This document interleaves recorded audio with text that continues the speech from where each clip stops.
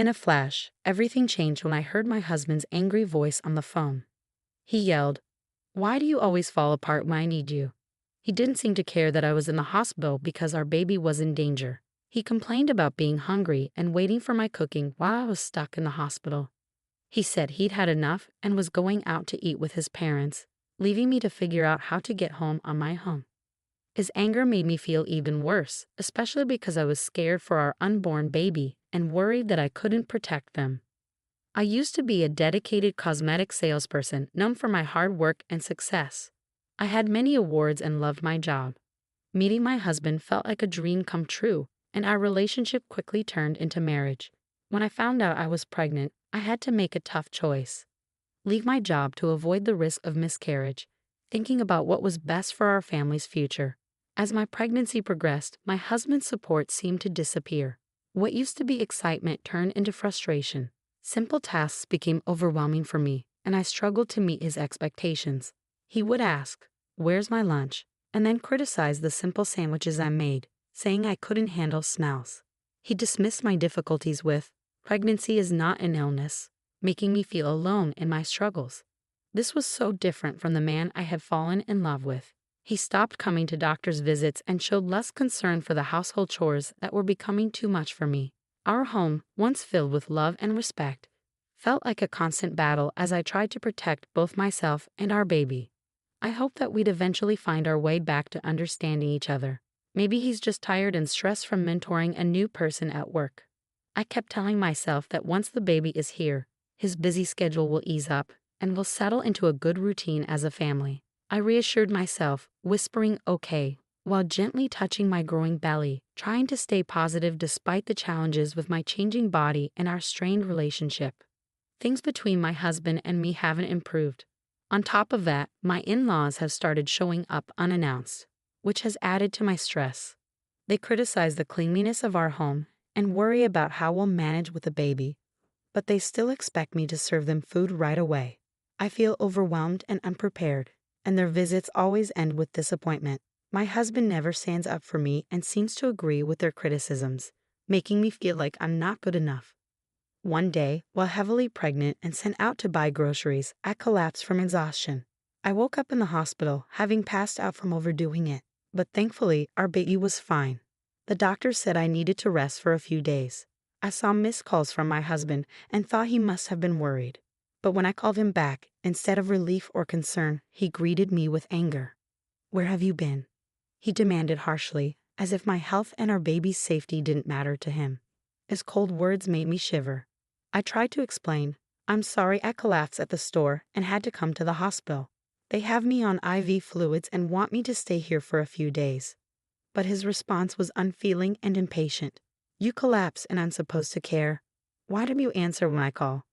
"You're so slow," he said, making me feel even worse. I couldn't stand the thought of our baby being exposed to this negativity. I pleaded, "Please stop yelling. It's not good for the baby," but he ignored me. He continued, "We're starving here waiting for your awful cooking, and you're just relaxing in the hospital." It was clear he wanted to go out to eat with his parents and leave me on my own, even though I was in this condition. His anger and lack of concern were overwhelming. I ended the call, feeling completely alone and heartbroken. As I returned to my hospital room, tears streamed down my face uncontrollably. In that vulnerable moment, a familiar and comforting voice reached out to me. "Are you okay?" I looked up to see Helen, a customer I had grown close to from my days as a cosmetic salesperson, offering me a towel. Seeing her brought me immense relief and warmth. "Helen, it's really you. I'm so glad you remember me." Our unexpected reunion felt like a beacon of kindness and human connection during my darkest hour. Helen was more than just a customer to me. After a tough divorce, she had lost her confidence and stopped wearing makeup altogether. I remember approaching her at the cosmetics counter and offering to help her try some makeup. The change in her wasn't just physical. It was a boost to her self-esteem and a step toward emotional healing. Over time, Helen became a friend, not just a client. But then, 5 years before I left my job, Helen stopped coming in, and I often wondered what had happened to her. Now, here she was, providing support when I needed it the most. "I had been hoping to reconnect with you, Helen," I said. "I was surprised to find out you had left your old job when I went looking for you." "I'm sorry for just showing up out of the blue," she replied. "I had been working abroad. I run a business overseas, and it's been very busy. I hadn't had a chance to enjoy summer or good food in ages. So once things settled down, I decided to come back. And believe it or not, right after, I tried to find you," Helen said with a laugh that made the situation a little lighter. "I ended up here with appendicitis. It's just in the early stages, so medication should handle it. If this had happened while I was still abroad, the treatment cost would have been sky high, so in a way, I'm glad it happened here." Her optimism and warm smile were contagious, and this surprise reunion cheered me up. We happily reminisced about old times. As our conversation went on, Helen, with her kind smile, gently asked, "You don't have to share if you're not comfortable, but I noticed you seemed upset earlier. What's going on?" Feeling I could trust Helen, not just as a former customer but as a real friend, I opened up about my troubles with my husband and in-laws. "I'm really worried about bringing my baby into this environment. I'm afraid they'll be treated the same way I am. And without my job, the thought of living independently, especially with a child, feels overwhelming." To my surprise, Helen made a truly generous offer. "I actually have an apartment you could use. I manage a few properties as part of a project I started with land I inherited. It's a cozy 2-bedroom with a separate bathroom, soundproof walls, and it's in a safe neighborhood close to supermarkets and a police station. You wouldn't need to pay a deposit right now, and you can start paying rent whenever you're ready. It's a really good deal. What do you think?" Helen's excitement and sincerity were so genuine that I couldn't help but laugh in disbelief. "Are you sure you can offer it at such great terms?"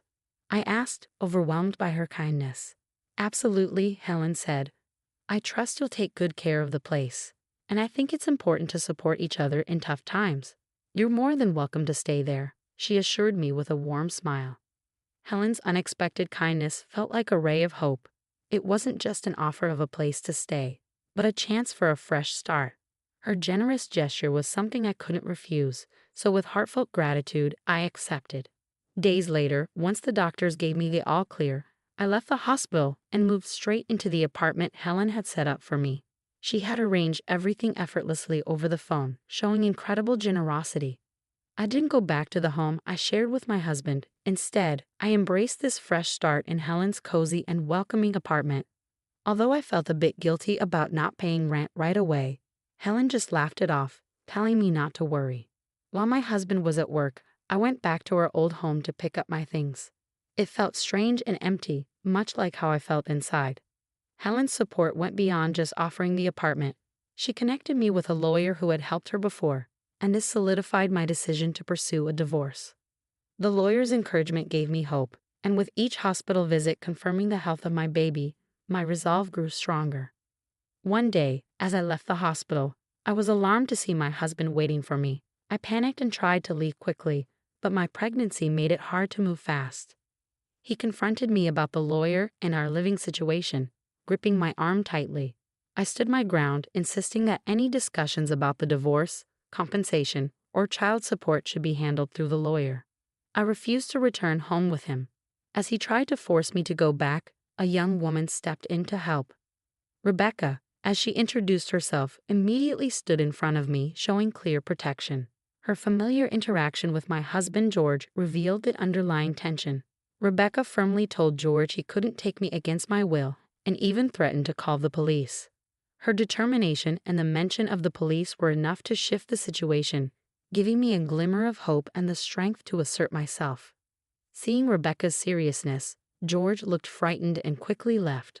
I felt a wave of relief that nearly made my legs buckle. Rebecca immediately came to my side to support me. "Are you okay?" she asked, and I apologized, feeling overwhelmed by relief. Rebecca quickly called a taxi for me, insisting on making sure I got home safely. Despite feeling bad for causing her trouble, she reassured me it was no problem. When I told her my address, she was surprised to learn that I lived just below her. It was a happy coincidence that we were neighbors. Rebecca, cheerful and kind, turned out to be a new employee at George's workplace. She had reported his inappropriate behavior, which led to him being removed as her mentor. George was known for his lack of empathy toward female employees, often making insensitive comments about personal issues like menstruation and marriage. Rebecca shared that George's behavior wasn't just a problem at work. I had experienced it firsthand during my pregnancy. 3 weeks after meeting Rebecca, we had become good friends, enjoying dinners together. She shared that George had been moved to a subsidiary company after multiple complaints and problems at work. Interestingly, Rebecca was Helen's daughter, the same Helen who owned the apartment I was staying in. George had previously bragged about handling Helen's account, but his poor behavior led to his demotion. Helen had pushed for George's transfer after learning about his actions both at work and toward me. Rebecca, determined to address workplace issues on her own merit, had only acted after realizing my connection to her mother. Helen had encouraged Rebecca to gather and present evidence against George, which led to his transfer. With George's reduced income and increased workload, his position had changed significantly. Helen, drawing on her experience, advised me to stay firm and not be swayed by George's attempts to gain sympathy, which was incredibly reassuring. After I decided to divorce George, he tried to contact me through the lawyer, expressing how tough work was and how much he missed me. He even apologized and asked me to come back, but I remained resolute in my decision to divorce, supported by Helen. George had no choice but to accept the divorce and agree to the terms for child support and damages. As time went on, I faced a new challenge with my in-laws, especially my father-in-law, who was overly excited about the baby being a boy. I sensed trouble brewing, and it wasn't long before my in-laws made their move. One day, while I was heading out, my father-in-law grabbed my arm. He had followed Rebecca, thinking he would confront her, but then saw me and demanded that I give up my baby once born, claiming the baby was the family's heir. Despite my efforts to free myself, his grip was too strong. Just then, Rebecca's firm voice demanded he let me go. In a swift motion, she used a judo technique to throw him. Rebecca, a top-ranked judoka with national titles, had mastered judo to protect herself and her mother during difficult times. She confronted my father-in-law, criticizing him for ignoring George's actions and trying to interfere in my life. She defended my right to start over and made it clear that their meddling was unacceptable. The sound of approaching sirens revealed that Rebecca had called for help before coming to my rescue. My mother-in-law, who had been waiting in a nearby car, watched quietly as the police arrived and took both her and my father-in-law away. My father-in-law was arrested, and after some reflection, my mother-in-law decided to divorce him and start a new life in the countryside. George tried to persuade his mother to let him come with her, saying he was fed up with his job and the family drama, but she firmly rejected him.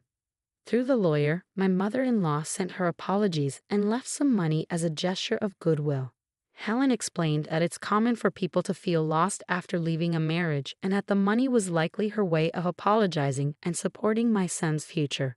I was surprised by her support, given her past behavior, but grateful for her attempt to make amends. After finalizing the divorce, I gave birth to a healthy baby boy. My mother-in-law chose to live in the countryside, preferring solitude over staying with George. When my father-in-law was released from custody, he found that the house had been demolished by my mother-in-law before she left. He ended up moving in with George, which only led to more problems and eventually caused George to resign from his job due to a damaged reputation. Despite the upheaval, child support payments continued to come in reliably, likely managed by Helen and the lawyer. Rebecca was recognized at work for her efforts and became a project leader, earning admiration from her colleagues. Helen's projects, including women-only properties and housing for foreigners, were thriving. As for me, once my son was old enough, I planned to return to work. Helen had offered me a position at a new high-end cosmetics store she was opening. She continued to support me and showed affection for my son, as if he were her own grandchild. Rebecca also made time to visit us. Both of them reminded me of the strength and kindness that had carried me through the toughest times. I was determined to be as strong and protective of my son as these incredible